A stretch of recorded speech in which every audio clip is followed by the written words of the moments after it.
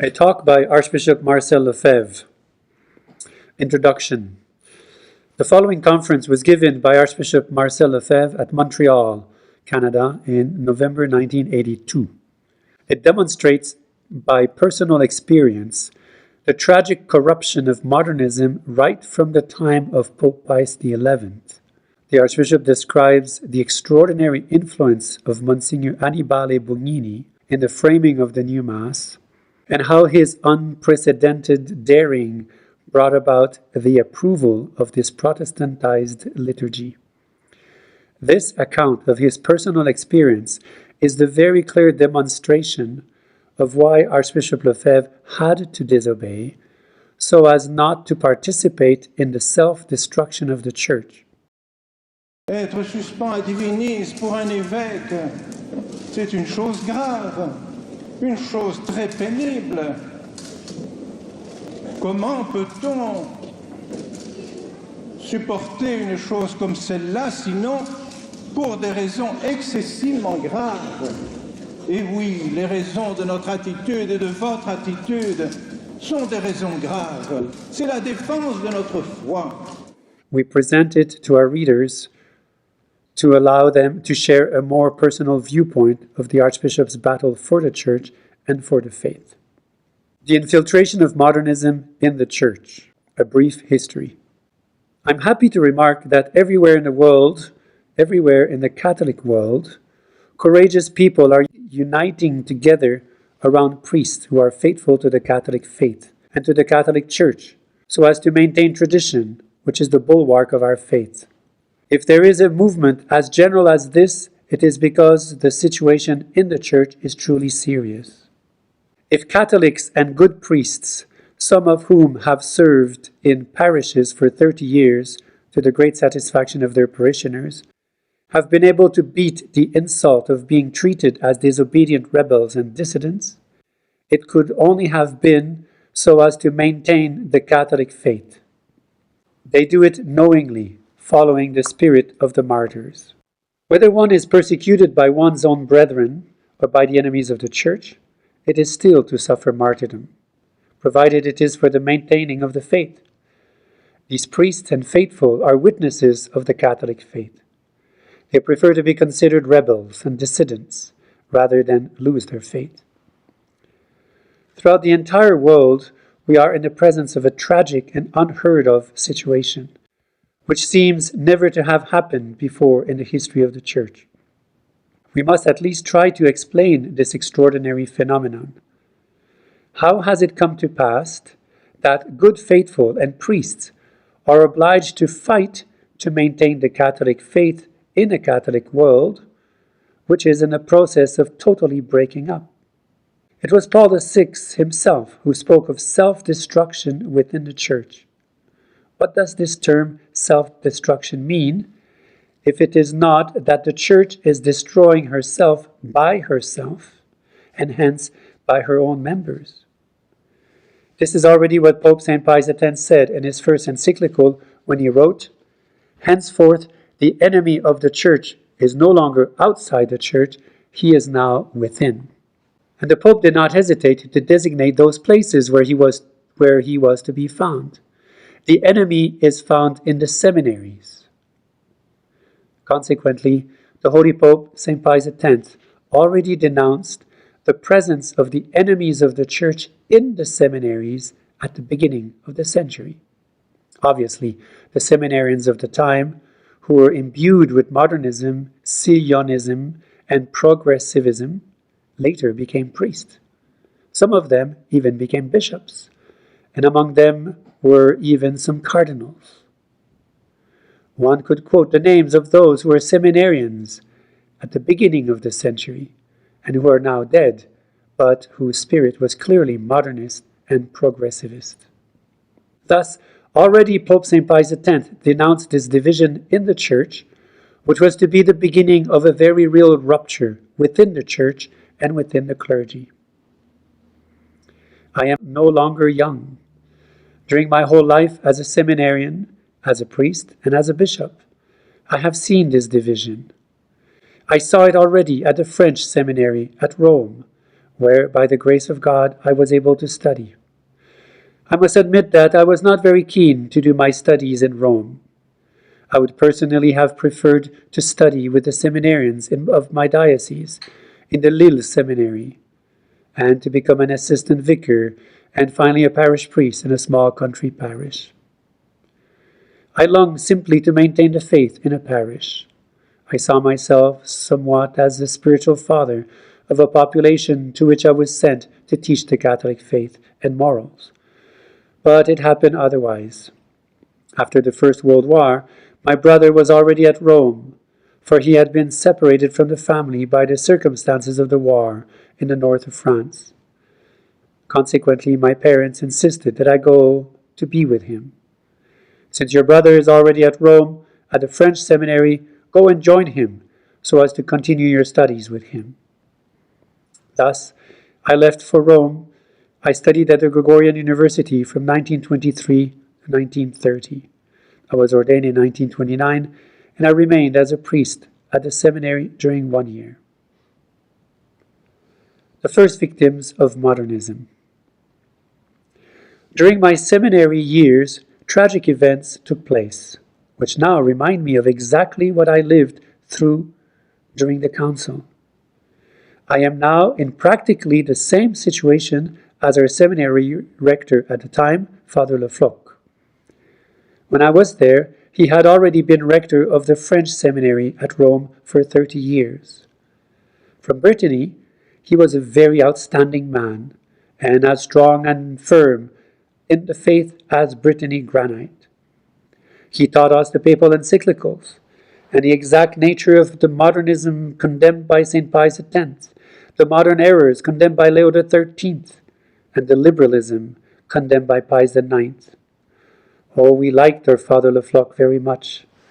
We were very attached to him. But his firmness in doctrine and in tradition obviously displeased the progressive wing. Progressive Catholics already existed at that time. The popes had to condemn them. Not only did Father Lefebvre displease the progressives, but he also displeased the French government. The French government feared that by the intermediary of Father Lefebvre, and by that formation, which was given to the seminarians at the French seminary in Rome, traditional bishops would come to France and would give to the church in France a traditional and clearly anti-liberal direction. For the French government was Masonic, and consequently profoundly liberal, and frightened at the thought that non-liberal bishops could take over the most important posts. Pressure was consequently exerted on the Pope as to eliminate Father Lefebvre. It was Francis Gay, the future leader of the MRP, who was in charge of this operation. He came to Rome to exert pressure on Pope Pius XI, denouncing Father Lefebvre as being, so he said, a member of Action Française, and a politician who taught his seminarians to also be members of Action Française. This was all nothing but a lie. For 3 years I heard Father Lefebvre in his spiritual conferences. Never did he speak to us of Action Française. Likewise, people now say to me, "Oh, you were formerly a member of Action Française." I've never been a member of Action Française. Clearly, we were accused of being members of Action Française, Nazis and fascists, and every other pejorative label, because we were anti-revolutionary and anti-liberal. Thus, an inquiry was made.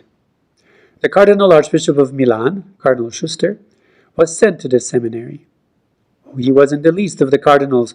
He was in fact a Benedictine of great holiness and intelligence. He had been designated by Pope Pius XI to make the inquiry at the French seminary, so as to determine if the accusations of Francis Gay were true or not. The inquiry took place. The result was, the French seminary functions perfectly well under the direction of Father Lefebvre. We have absolutely nothing to reproach the seminary rector with. But this did not suffice.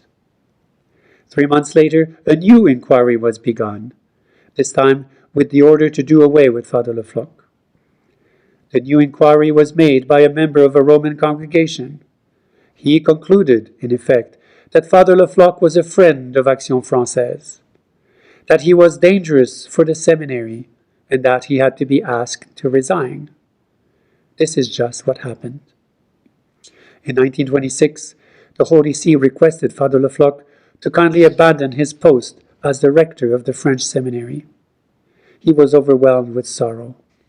Father Lefebvre had never been a politician. He was traditional, attached to the doctrines of the Church and the popes. In addition, he had been a great friend of St. Pius X, who had had great confidence in him. And it was precisely because he was a friend of St. Pius X that he was the enemy of the progressive wing. It was at the same time that I was at a French seminary that Cardinal Billot was also attacked.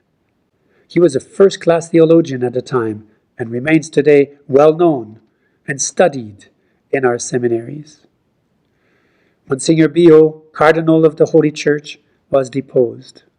The purple was taken away from him, and he was sent away in penance to Castel Gandolfo, quite close to Albano, where the Jesuits have a house.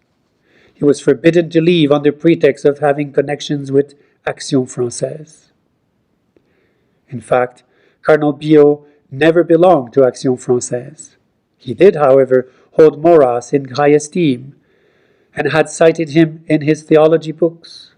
In the second volume concerning the Church, De Ecclesia, for example, Cardinal Billot accomplished a magnificent study of liberalism, where he took, in the form of notes, several quotations from Maurras. This was a mortal sin. This was all they could find to depose Cardinal Billot. It is not a minor tragedy, for he was one of the great theologians of his time, and he was deposed as a cardinal and reduced to the state of a simple priest, for he was not a bishop. At that time there were still some cardinal deacons. It was already the persecution. Pope Pius XI himself fell under the influence of the progressives who were already present in Rome. For we see a distinct difference from the popes before and after. But nevertheless, Pope Pius XI at the same time wrote some magnificent encyclicals. He was not a liberal. Divini Redemptoris, his encyclical against modernism, was magnificent. So also was his encyclical on Christ the King, which established the feast of Christ the King and proclaimed the social kingship of our Lord Jesus Christ. His encyclical on Christian education is absolutely admirable and remains today a fundamental document for those who defend Catholic schools. If on the level of doctrine, Pope Pius XI was an admirable man, he was weak in the order of practical action. He was easily influenced. It is thus that he was very strongly influenced at the time of the Mexican Civil War and gave the Cristeros, who were in the process of defending the Catholic religion and combating for Christ the King, the order to have confidence in the government and to put down their arms. As soon as they had put down their arms, they were all massacred. This horrifying massacre is still remembered today in Mexico. Pope Pius XI placed confidence in the government who deceived him. Afterwards, he was visibly very upset. He could not imagine how a government which had promised to treat with honor those who defended their faith could have then gone on to massacre them. Thus, thousands of Mexicans were killed on account of their faith. Already at the beginning of this century, we find certain situations which announce a division in the Church. Slowly, we arrived at it, but the division was very definite just before the Council. Pope Pius XII was a great pope, well in his writing as in his way of governing the Church. During the reign of Pius XII, the faith was firmly maintained. Naturally, the liberals did not like him, for he brought back to mind the fundamental principles of theology and truth. But then, John the 23rd came along. He had a totally different temperament than Pius XII. John the 23rd was a very simple and open man. He did not see problems anywhere. When he decided to hold a synod in Rome, they said, "But Holy Father, a synod has to be prepared. At least 1 year is necessary, and perhaps 2, so as to prepare such a meeting, in order that numerous fruits be gained, and that reforms be truly studied and then applied, so that your Diocese of Rome might draw profit from it. All this cannot be done straight away, and in the space of 2 or 3 months, followed by 2 weeks of meetings, and then all will be fine. It is not possible." "Oh, yes, I know. But it is going to be a small synod. We can prepare it in a few months, and everything will be just fine." Thus, the synod was rapidly prepared.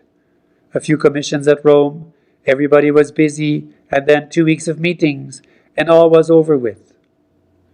Pope John XXIII was happy. His small synod had been held, but the results were nil. Nothing had changed in the Diocese of Rome. The situation was exactly the same as before. The drift begins with the council. It was exactly the same thing for the council. "I have the intentions to hold a council." Already, Pope Pius XII had been asked by certain cardinals to hold a council, but he had refused, believing that it was impossible. We cannot in our time hold a council with 2,500 bishops. The pressures that can be exercised by the mass media are too dangerous for us to dare hold a council. We are liable to get out of depth. And there was in fact no council. But Pope John XXIII said, "But it's fine. We don't need to be pessimistic. We have to look on things with confidence.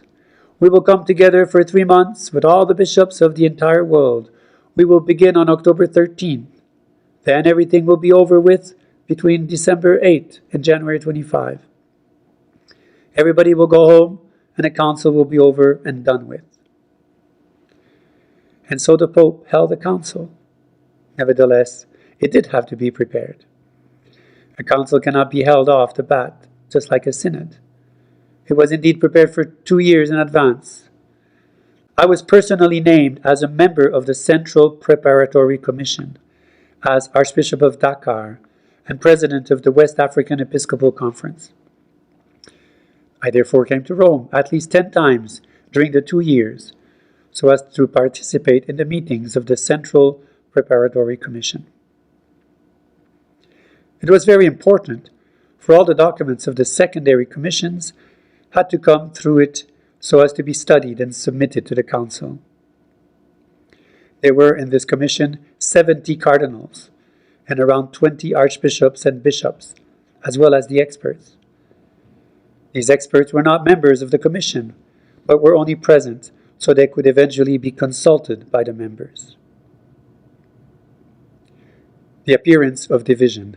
During these 2 years, the meetings followed one another, and it became clearly apparent for all the members present that there was a profound division within the Church itself. This profound division was not accidental or superficial, but was even deeper among the cardinals than among the archbishops and bishops.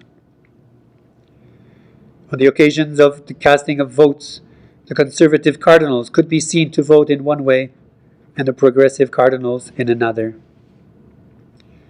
And all the votes were always more or less the same way. There was obviously a real division among the cardinals.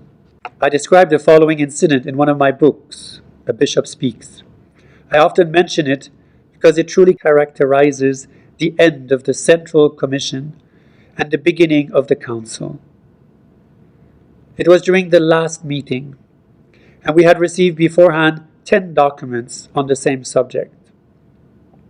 Cardinal Bea had prepared a text, De Libertate Religiosa, concerning religious liberty.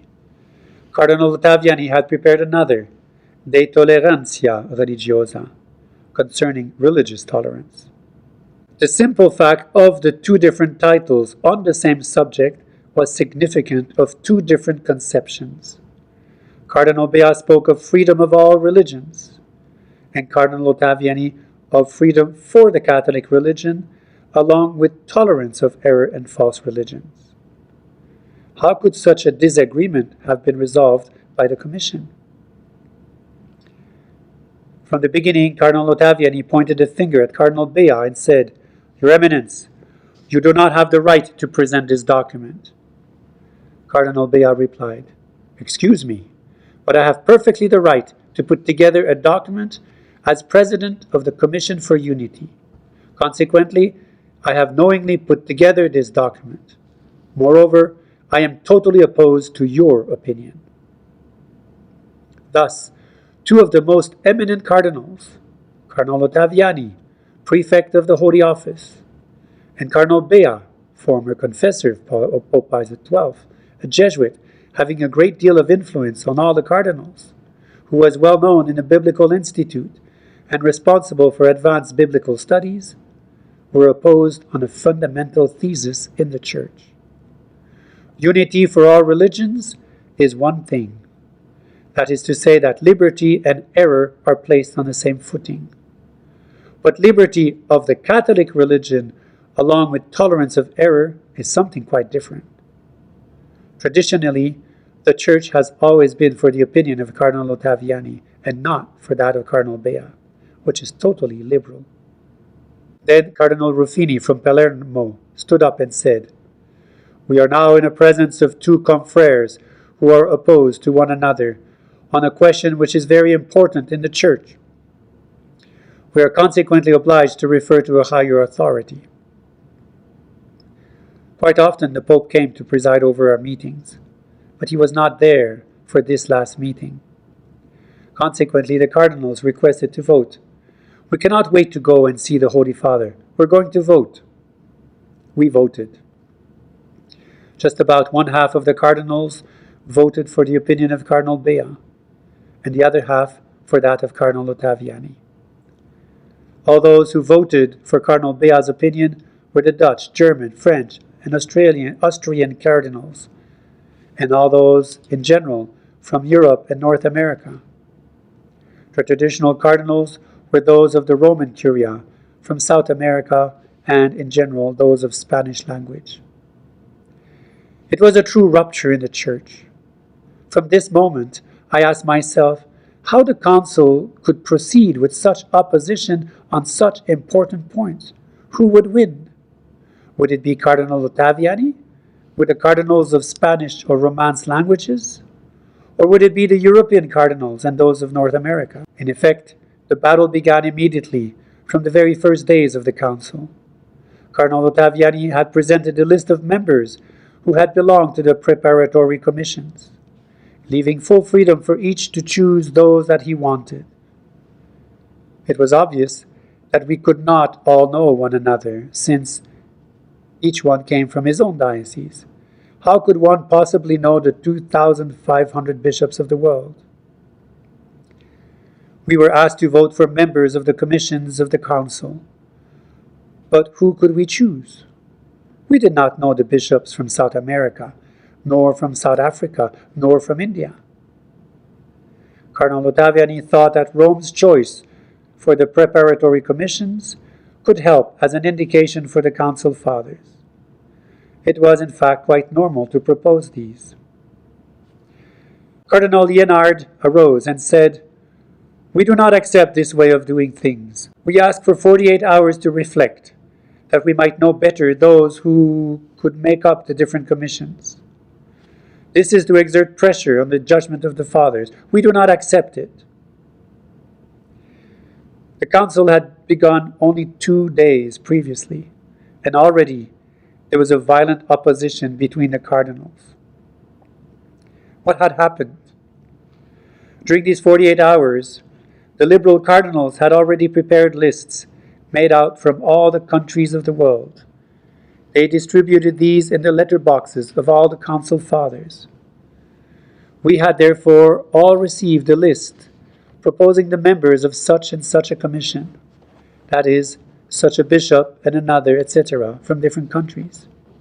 Many said, "After all, why not? I do not know them. Since the list is already ready, we have simply to make use of it." 48 hours later, it was the Liberals' list which was in front. but it did not receive the 2/3 of the votes, which were required by the council rules. What then would the Pope do? Would Pope John XXIII make an exception to the rules of the council, or would he apply them? Clearly, the liberal cardinals were afraid that he might apply them, and so they ran to the Pope and said to him, "Listen, we have more than half the votes, nearly 60%. You cannot refuse that. We cannot keep going like this and hold another election. We will never be done with it. This is clearly the will of the majority of the council, and we have simply to accept it." And Pope John XXIII accepted. From this beginning, all the members of the council commissions were chosen by the liberal wing. It is easy to imagine what an enormous influence this had on the council. I am sure Pope John XXIII died prematurely because of what he saw at the council. Although he had thought that at the end of a few months everything would be done with. It was to be a council of 3 months. Then all would say goodbye and go home happy for having met one another at Rome and for having had a nice little meeting. He discovered that the council was to be a world of itself, a world of continual clashes. No text came from the first session of the council. Pope John XXIII was overwhelmed by this, and I'm persuaded that this hastened his death. It has even been said that on his deathbed he said, "Stop the council, stop the council."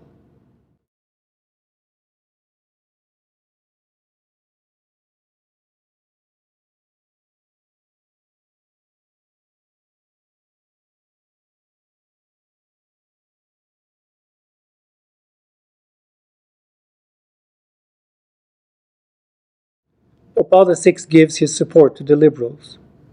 Pope Paul VI came along. It is obvious that he gave his support to the liberal wing. Why was that? From the very beginning of his pontificate, during the second session of the council, he immediately named 4 moderators. The 4 moderators were to direct the council instead of the 10 presidents who had presided during the first session. The presidents, one of whom had presided over 1 meeting, and then the second and then the third, sat at a table higher than the others. But they were to become honorary presidents. The 4 moderators became the true presidents of the council. Who were these moderators?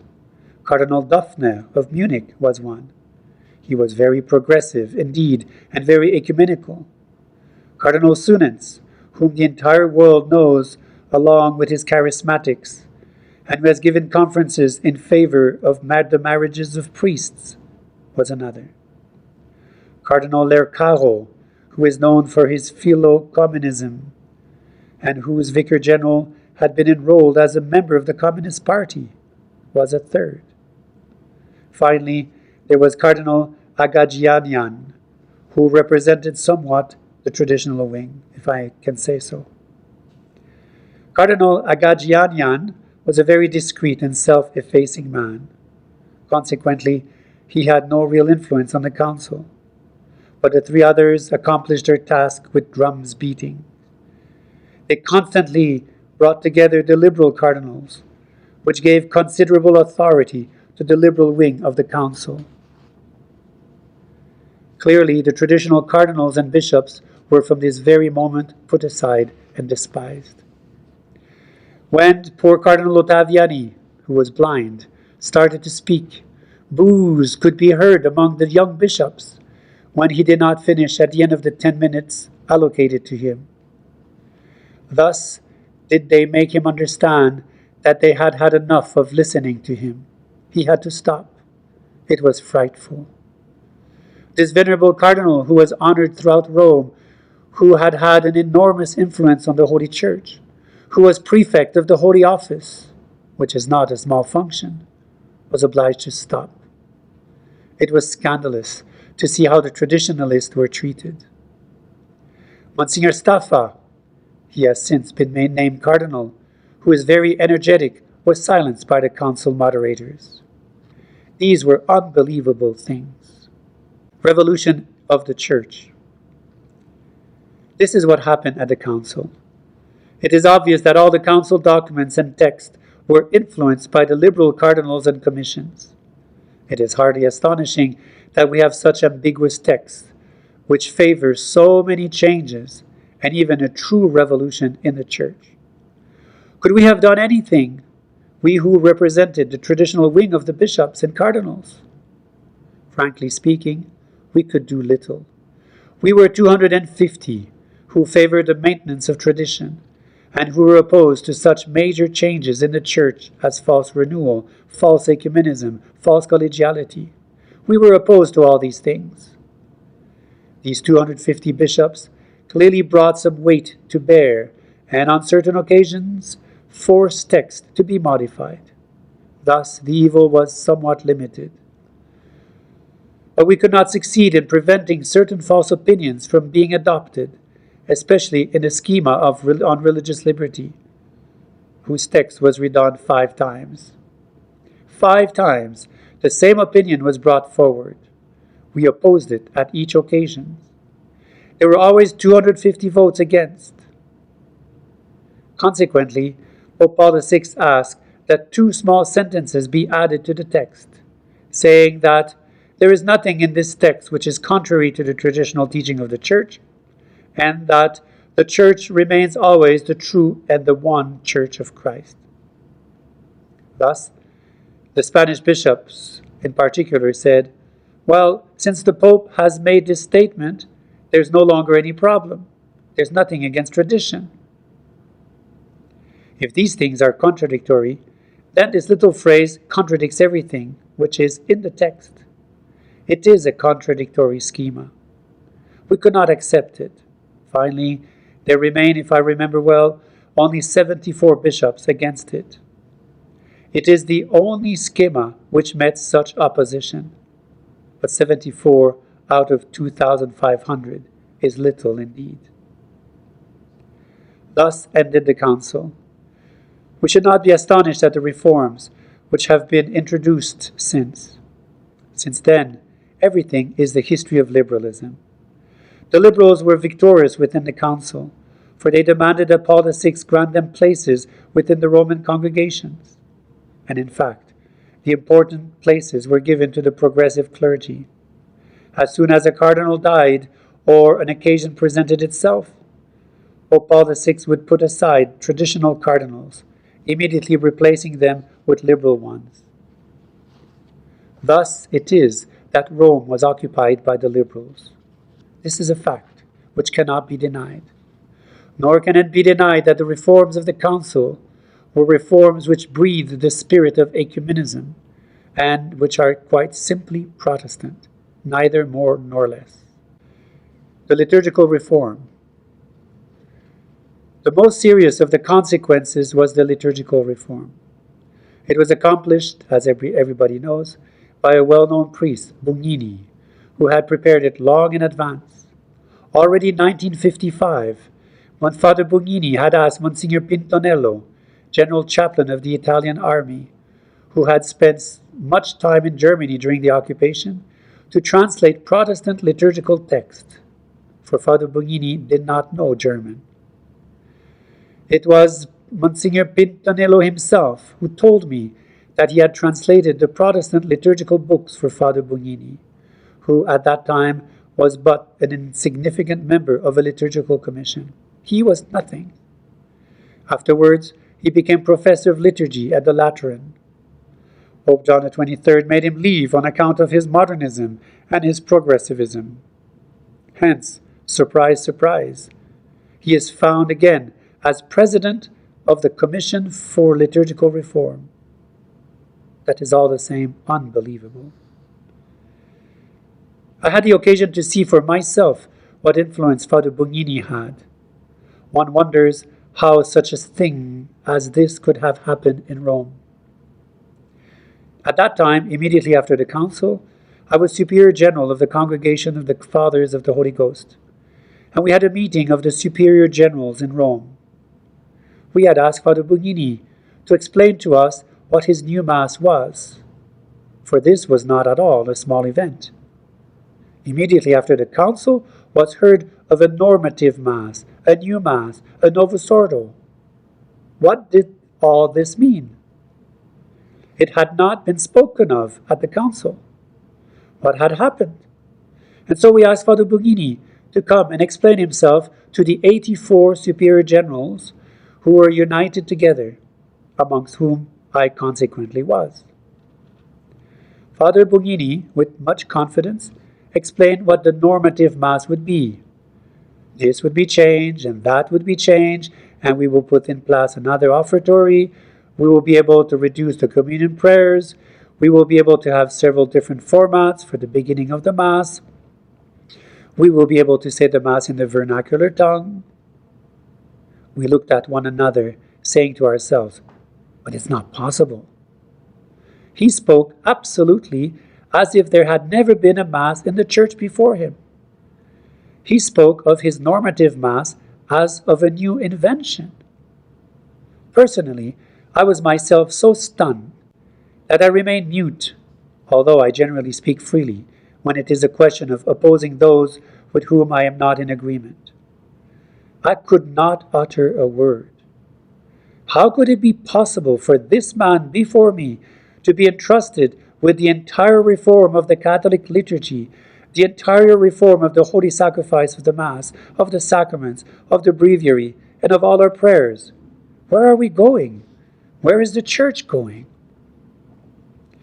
Two superior generals had the courage to speak out. One of them asked Father Bughini, "Is this an active participation? That is a bodily participation? That is to say, with vocal prayers? Or is it a spiritual participation? In any case, you have so much spoken of the participation of the faithful that it seems you can no longer justify Mass celebrated without the faithful. Your entire Mass has been fabricated around the participation of the faithful. We Benedictines celebrate our Masses without the assistance of the faithful. Does this mean that we must discontinue our private Masses, since we do not have faithful to participate in them?" I repeat to you exactly that which Father Bughini said. I have it still in my ears, so much did it strike me. "To speak truthfully, we didn't think of that," he said. Afterwards, another arose and said, "Reverend Father, you have said that we will suppress this, and we will suppress that, and we will replace these things by that, and always by shorter prayers. I have the impression that your new Mass could be said in 10 or 12 minutes, or at the most a quarter of an hour. That is not reasonable. This is not respectful towards such an act of the Church."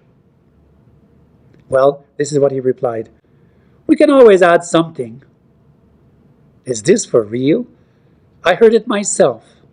If someone had told me the story, I would perhaps have doubted it, but I heard it myself. Afterwards, at the time at which this normative Mass began to be put into practice, I was so disgusted that we met with some priests and theologians in a small meeting. From it came the brief critical study, the Ottaviani intervention, which was taken to Cardinal Ottaviani. I presided that small meeting. We said to ourselves, we must go and find the cardinals. We cannot allow this to happen without reacting. So I myself went to find the Secretary of State, Cardinal Cicognani, and I said to him, "Your Eminence, you're not going to allow this to get through, are you? It's not possible. What is this new Mass? It's a revolution in the Church, a revolution in the liturgy." Cardinal Cicognani, who was the Secretary of State of Pope Paul VI, placed his head between his hands and said to me, "Oh, Monsignor, I know well. I am in full agreement with you. But what can I do? Father Bughini goes into the office of the Holy Father and makes him sign what he wants." It was the Cardinal Secretary of State who told me this. Therefore, the Secretary of State, the number 2 person in the Church after the Pope himself, was placed in a position of inferiority with respect to Father Bughini. He could enter into the Pope's office when he wanted and make him sign what he wanted. This can explain why Pope Paul VI signed texts that he had not read. He told Cardinal Journet that he had done this. Cardinal Journet was a deep thinker, professor at the University of Fribourg in Switzerland, and a great theologian. When Cardinal Journet saw the definition of the Mass in the instruction which precedes the Novus Ordo, he said, "This definition of the Mass is unacceptable. I must go to Rome to see the Pope." He went and he said, "Holy Father, you cannot allow this definition. It is heretical. You cannot leave your signature on a document like this." The Holy Father replied to him, "Cardinal Journet did not tell me this himself, but he told someone who repeated it to me. Well, to speak truthfully, I did not read it. I signed it without reading it." Evidently, if Father Bugini had such an influence on him, it's quite possible. He must have said to the Holy Father, "You can sign it. But did you look it over carefully? Yes, you can go ahead and sign it." And he signed. But this document did not go through the Holy Office. I know this because Cardinal Sipper himself told me that he was absent when the Novus Ordo was edited, and that it did not pass by the Holy Office. Hence, it is indeed Father Bugini who obtained the Pope's signature, and who perhaps constrained him. We do not know, but he had, without a doubt, an extraordinary influence over the Holy Father. A third fact of which I was myself the witness, with respect to Father Bugini, is also astonishing. When permission was about to be given for communion in the hand, what a horrible thing, I said to myself that I could not sit by without saying anything. I must go and see Cardinal Gut, a Swiss, who was prefect of the Congregation for Worship. I therefore went to Rome, where Cardinal Gut received me in a very friendly way, and immediately said to me, "I'm going to make my second in charge, Archbishop Antonini, come in, that he also might hear what you have to say." As we spoke, I said, "Listen, you who are responsible for the Congregation for Worship, are you going to approve this decree which authorizes communion in the hand? Just think of all the sacrileges which it is going to cause. Just think of the lack of respect for the Holy Eucharist, which is going to spread throughout the entire Church. You cannot possibly allow such a thing to happen. Already priests are beginning to give communion in this manner. It must be stopped immediately. And with this new Mass, they always take the shortest canon, that is the second one, which is very brief." At this, Cardinal Gut said to Archbishop Antonini, "See, I told you this would happen, and that priests would take the shortest canon so as to go more quickly and finish the Mass more quickly." Afterwards, Cardinal Gut said to me, "Monsignor, if one were to ask my opinion," when he said one, he was speaking of the Pope, since nobody was over him except the Pope. "But I'm not certain it is asked of me." Don't forget that he was prefect of the Congregation for Worship and was responsible for everything which was related to worship and to the liturgy. "But if the Pope were to ask for it, I would place myself on my knees, Monsignor, before the Pope, and I would say to him, 'Holy Father, do not do this. Do not sign this decree.'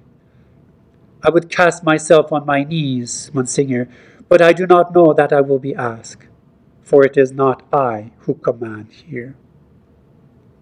This I heard with my own ears. He was making allusion to Bugini, who was the third in the Congregation for Worship. There was first of all Cardinal Gut, then Archbishop Antonini, and then Father Bugini, president of the Liturgical Commission. You ought to have heard that. Alas, you can now understand my attitude when I am told you are a dissident and disobedient rebel. Infiltrators in the Church to destroy it. Yes, I am a rebel. Yes, I am a dissident. Yes, I am disobedient to people like those Buginis, for they have infiltrated themselves into the Church in order to destroy it. There is no other explanation. Are we then going to contribute to the destruction of the Church?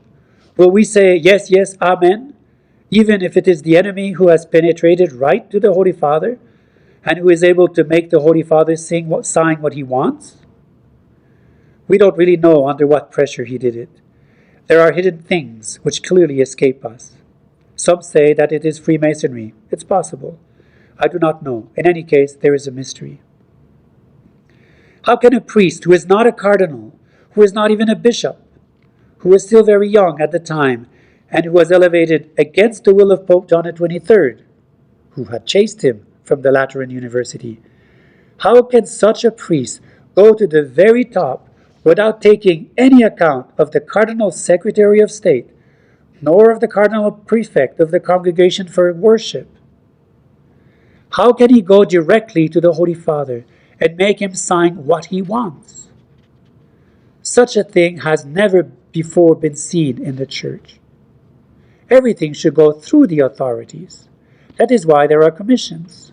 Files are studied. But this man was all-powerful. It was he who brought in Protestant pastors to change our Mass. It was not Cardinal Gut. It was not the Secretary of State.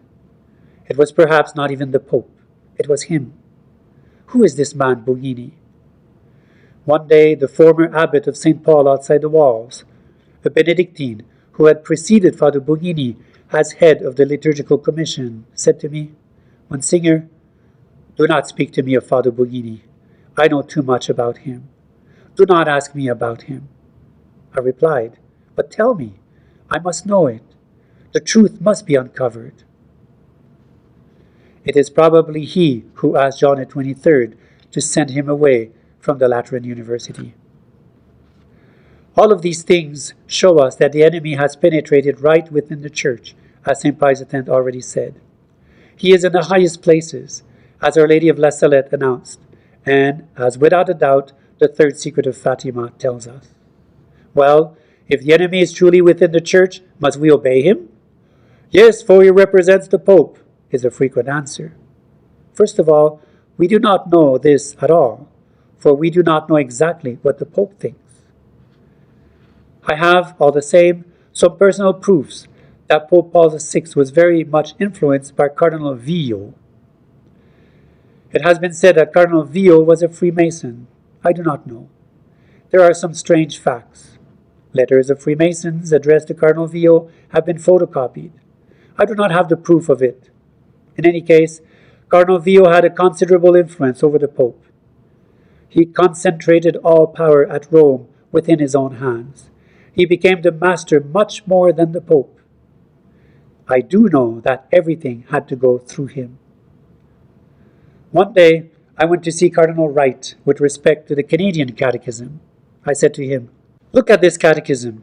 Are you aware of these little books which are entitled Rupture? It's abominable that children are taught to break away. They must break away with their family, with society, with tradition. This is the catechism which is taught to the children of Canada with the imprimatur of Monsignor Couder. It's you who are responsible for catechism in the entire world. Are you in agreement with this catechism?" No, he said to me. "This catechism is not Catholic." "It's not Catholic? Then immediately tell the Canadian Bishops' Conference. Tell them to stop and to throw this catechism to the fire and to take up the true catechism." His answer was, "How can I oppose myself to a Bishops' Conference?" I then said, "It's over and done with. There's no more authority in the Church. It's over and done with. If Rome can no longer say anything to a Bishops' Conference, even if it is in the process of destroying children's faith, then it's the end of the Church." That is where we are now. Rome is afraid of the Bishops' Conferences. These conferences are abominable. In France, the Bishops' Conference has been involved in a campaign in favor of contraception.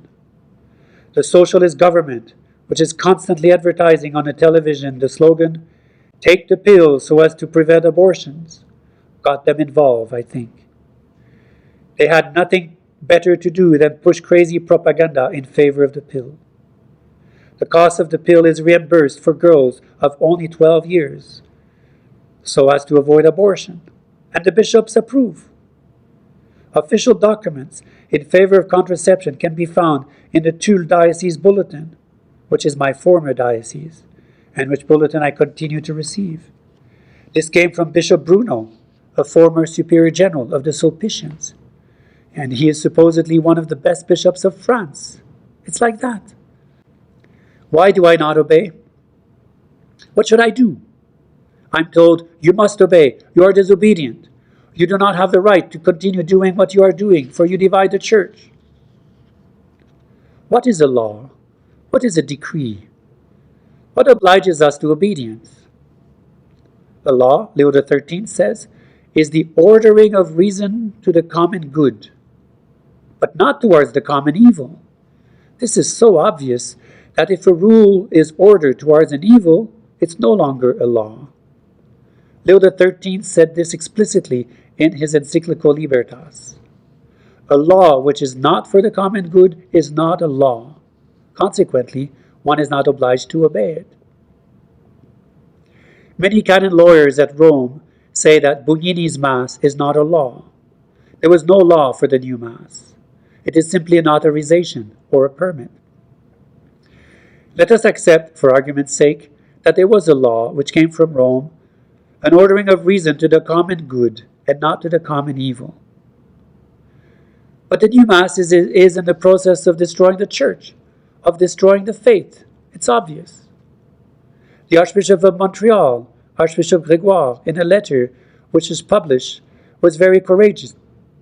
He is one of the rare bishops who dared write a letter in which he denounced the evils of which the Church of Montreal is suffering. We are greatly saddened to see parishes abandoned by a great number of the faithful. We attribute this in great part to the liturgical reform. He had the courage to say it.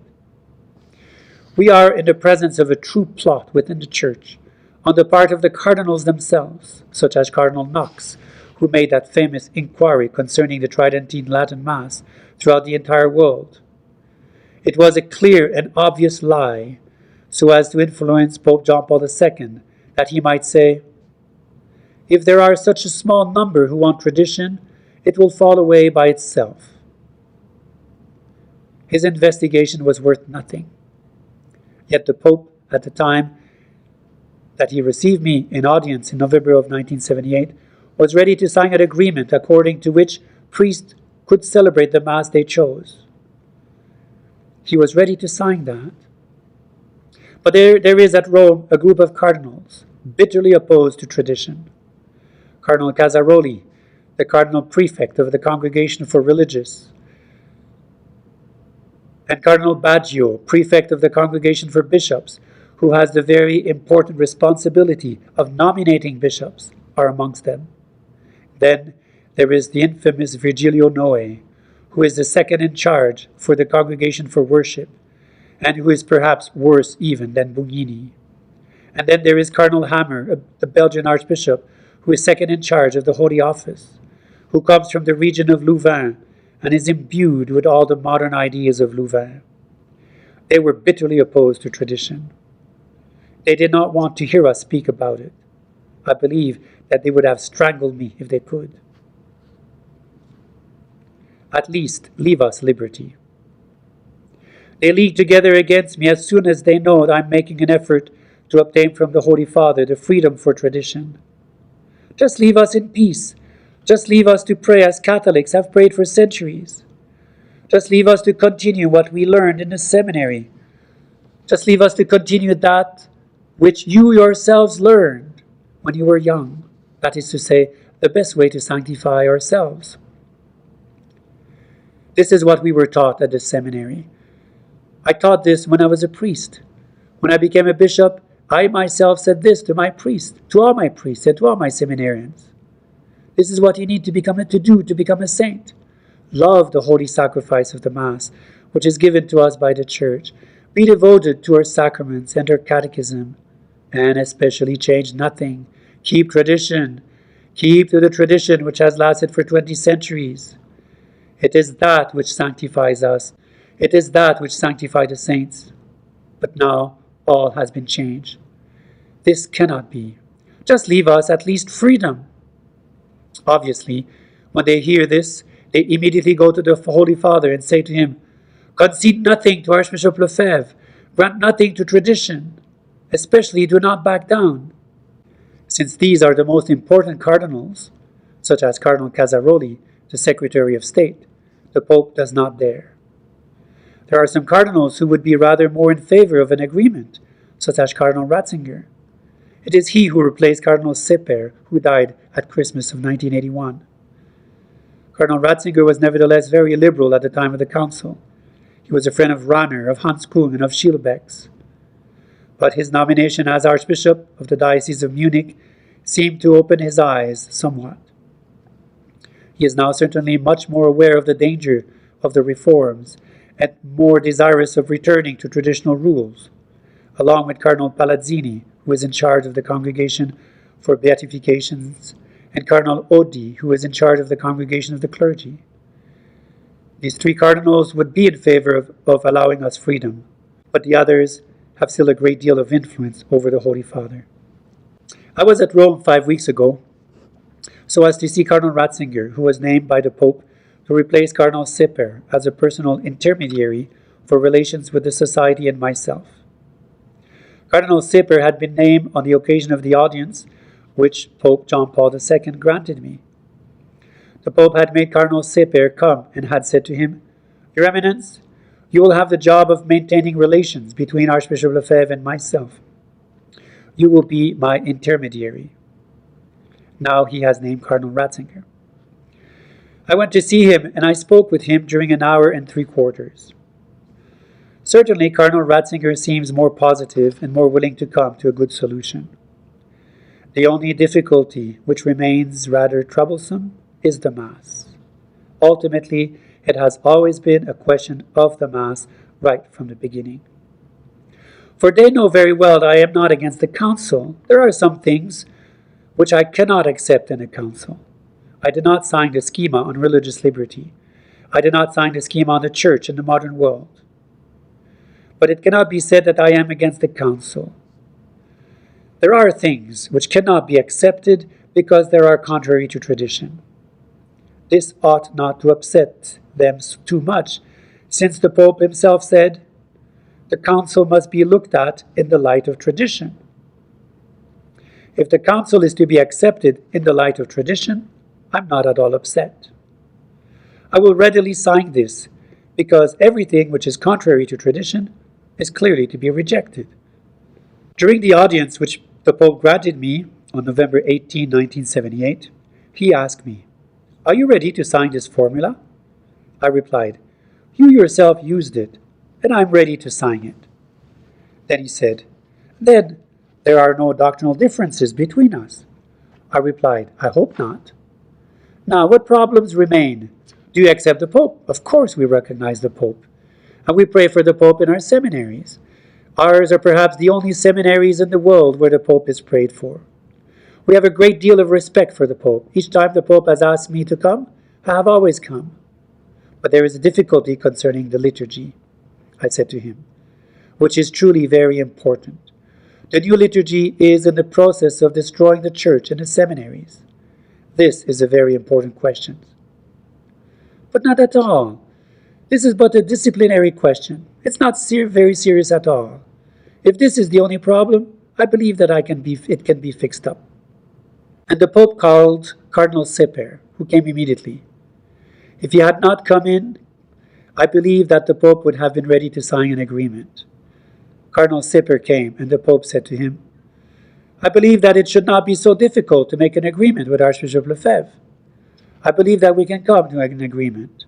But there is just the question of the liturgy, which is a little thorny." "Oh, but concede nothing to Archbishop Lefebvre," cried out the Cardinal. "They make of the Tridentine Mass a flag." "A flag?" I said. "But of course the Holy Mass is the flag of our faith, the Mysterium Fidei. It is the great mystery of our faith. It is obvious that it is our flag, for it is the expression of our faith." This made a profound impression on the Holy Father, who appeared to change almost immediately. In my opinion, this showed that the Pope is not a strong man. If he had been a strong man, he would have said, "It is I who am going to decide this matter. We are going to fix things up." But no, immediately he became as if he were afraid. He became fearful, And when he left his office, he said to Cardinal Seper, "You can speak together right now. You can try to make an arrangement with Archbishop Lefebvre. You can stay here, but I'm obliged to go and see Cardinal Baggio. He has very many files to show me concerning bishops. I must leave." As he left, he said to me, "Stop, Monsignor, stop." He was transformed. In a few minutes, he had completely changed. It was during this audience that I had shown him a letter that I had received from a Polish bishop. He had written to me a year beforehand in order to congratulate me for the seminary I had found at Econ, and for the priest that I was forming. He wished that I maintained the old Mass with all its tradition. He added that he was not the only one. "We are several bishops who admire you, who admire your seminary, the formation that you give to your priests, and the tradition that you maintain within the Church. For we are obliged to use the new liturgy, which makes our faithful lose the faith." That is what the Polish bishop said. I took this letter with me when I went to see the Holy Father, saying to myself, "He will surely speak to me of Poland." I was not wrong. He said to me, "But you know, in Poland, all is going very well. Why do you not accept the reforms? In Poland, there is no problem. People are very sorry to have lost the Latin. We were very attached to Latin because it bound us to Rome, and we are very Roman. It's a pity, but what can I do? There is no longer any Latin in the seminaries, nor in the breviary, nor in the Mass. There's no more Latin. It's quite unfortunate, but it's like that. You see, in Poland, these reforms were made. They did not create any difficulty. Our seminaries are full, and our churches are full." I said to the Holy Father, "Allow me to show you a letter I received from Poland." I showed it to him. When he saw the name of the bishop, he said, "Oh, this is the greatest of the communists' enemies." "It's a good reference," I said. The Pope read the letter carefully. I watched his face in order to see how he would react to those words, which were twice repeated in the letter. "We are obliged to use the liturgical reform which makes our faithful lose the faith." Obviously, the Pope could not accept this. At the end, he said to me, "Did you receive this letter just like that?" "Yes, this is a photocopy that I bring to you." "It must be a fake," he replied. What could I say? I could no longer say anything. The Pope said to me, "You know, the communists are very cunning in their efforts to provoke divisions among the bishops." So according to him, this was a letter fabricated by the communists and then sent to me. I'm very doubtful about that. This letter was posted in Austria, for I imagine that the author was afraid that the communists would intercept it and that it would not arrive. That is why he posted it in Austria. I replied to the bishop, but I heard nothing more from him. All this is to say that I think that there are even in Poland profound divisions. Moreover, there have always been divisions between the peace priests and those who wish to hold fast to tradition. This has been tragic beyond the Iron Curtain. The communist influence in Rome. You ought to read the book Moscow and the Vatican by the Jesuit Father Lefebvre. It is extraordinary. It shows the influence that the communists had in Rome and how they were responsible for the nomination of bishops and even of two cardinals, Cardinal Leckai and Cardinal Tomasek. Cardinal Leckai was the successor of Cardinal Mindszenty, and Cardinal Tomasek was the successor of Cardinal Beran. Both Cardinal Mindszenty and Cardinal Beran were heroes and martyrs for the faith. They were replaced by peace priests who were determined above everything else to come to an understanding with the communist government who persecuted traditional priests. These traditional priests went secretly to baptize in the countryside or to secretly catechize so as to continue their work as pastors in the Catholic Church. And yet they were persecuted by their bishops, who said to them, "You do not have the right not to respect the rules of the communist government. You do us a disfavor by acting against his laws." But these priests were ready to give their life so as to keep the faith of children, so as to keep faith in families, and so as to give sacraments to those who had need of them. Obviously, in these countries, one had always to ask for authorizations if one wanted to carry the Blessed Sacrament to a hospital or to do anything at all. As soon as they left their sacristy, these priests were obliged to ask the Communist Party if it authorized them to do this or that. This was impossible. People died without the sacraments. Children were no longer educated in a Christian way. So the priests had to do these things in secret. If they were caught, it was often because the bishop themselves persecuted them. It's frightening. Neither Cardinal Wyszynski, nor Cardinal Sleepy, nor Cardinal Mindszenty, nor Cardinal Beran would have done such things as these. They, to the contrary, encouraged good priests, saying to them, go ahead, go ahead.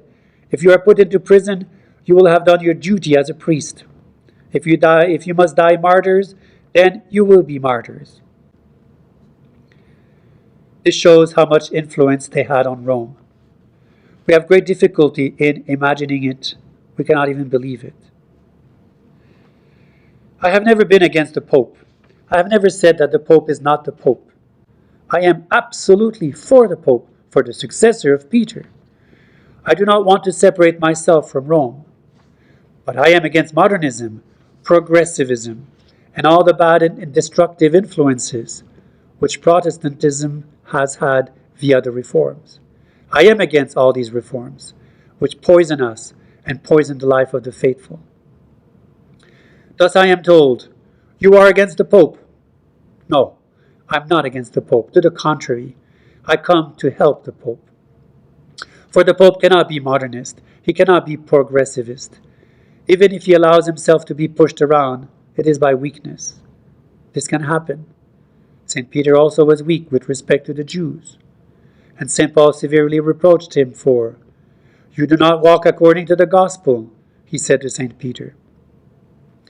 St. Peter was the Pope, and St. Paul reproached him. And he did it vigorously. I reproached the head of the church because he was not walking according to the law of the gospel. It was a grave thing to say this to the Pope. St. Catherine of Siena also vehemently reproached several popes. We must have the same attitude. We say, Holy Father, you are not doing your duty. You must return to tradition, to be persecuted by all these cardinals and bishops who are modernists. You are going to bring about the ruin of the church. I am sure that in his heart, the Pope is profoundly concerned that he seeks for a means to renew the church. I hope that by our prayers and sacrifices, and the prayers of those who love the Holy Church and who love the Pope, we will succeed. This will be especially by devotion to the Blessed Virgin Mary. If we pray to Our Lady, she who cannot abandon her Son, she who cannot abandon the church that her Son founded, the mystical spouse of her Son, we will be answered. It will be difficult and a miracle, but we will succeed. As for myself, I do not want people to make me say that the new Mass is good, but that it is simply less good than the traditional Mass. I cannot say that. I cannot say that these modern sacraments are good. They were made by Protestants. They were made by Bugnini. And Bugnini himself said on March 19, 1965, as can still be read in the Osservatore Romano and in Documentation Catholique, which magazines published a translation of Bugnini's discourse, quote, we must strip from our Catholic prayers and from the Catholic liturgy everything which can be the shadow of a stumbling block for our separated brethren, that is, for the Protestants. End of quote. This was on March 19, 1965, just before all the reforms. Can we go to the Protestants and ask them concerning the holy sacrifice of the Mass, concerning our catechism, in what are you not in agreement? Do you not like this or do you not like that? Well, we will suppress it. This is not possible. It would perhaps not be heretical to do so, but the Catholic faith would be diminished. Thus it is that people no longer believe in limbo, in purgatory, and in hell. Original sin is no longer believed in, neither are the angels. Grace is not believed in. People no longer speak of that which is supernatural. our faith is being destroyed. So we must absolutely maintain our faith and pray to the Most Blessed Virgin Mary. We desire to undertake a giant task, and without the help of the good Lord, we will never be able to accomplish it. I am certainly aware of my weakness and of my isolation. What can I do by myself compared to the Pope and the cardinals? I do not know. I go as a pilgrim with my pilgrim staff. I'm going to say, keep the faith. Keep the faith. Be rather a martyr than abandon your faith. You must keep the sacraments and the holy sacrifice of the Mass. You cannot say, but it's all different now. It is not too bad after all. As for me, I have a solid faith, and I am not likely to lose it. For it is clear that those who habitually attend the new Mass and the new sacraments undergo a gradual change of mentality. After a few years, it will become apparent in questioning somebody who goes regularly to this new ecumenical Mass that he has adopted its ecumenical spirit. This means that he ends up by placing all religions on the same footing. If he is asked whether one can save oneself through Protestantism, through Buddhism, or through Islam, he will reply, but of course, all religions are good. And there you have it. He has become liberal and Protestant and is no longer Catholic. There is only one religion. There are not two of them. If our Lord is God and founded a religion, the Catholic religion, there can be no other religion. It is not possible. The other religions are false. That is why Cardinal Ottaviani used the title Concerning Religious Tolerance. Errors can be tolerated when they cannot be prevented, but they cannot be placed on the same footing as the truth. There could then be no missionary spirit. The missionary spirit could not then be possible. If all the false religions save souls, then why go out on a mission? What is one going to do there? We have only to leave them in their religion, and they are going to all save themselves. This is not possible. What, then, has the Church done for 20 centuries? Why all the martyrs? Why were they all massacred on the mission? Did the missionaries waste their time? Did the martyrs waste their blood and their lives? We cannot accept that. We must remain Catholic. The slide into ecumenism is very dangerous. Easily one falls into a religion which is no longer the Catholic religion. I sincerely wish that all could be witnesses of our Lord, of the Catholic Church, of the faith, and of Catholicism. Even if we have to be despised and insulted in the newspapers, in the parishes, and in the churches, what does it matter? We are witnesses of the Catholic Church. We are the true sons of the Catholic Church and the true sons of the Blessed Virgin Mary. Thank you.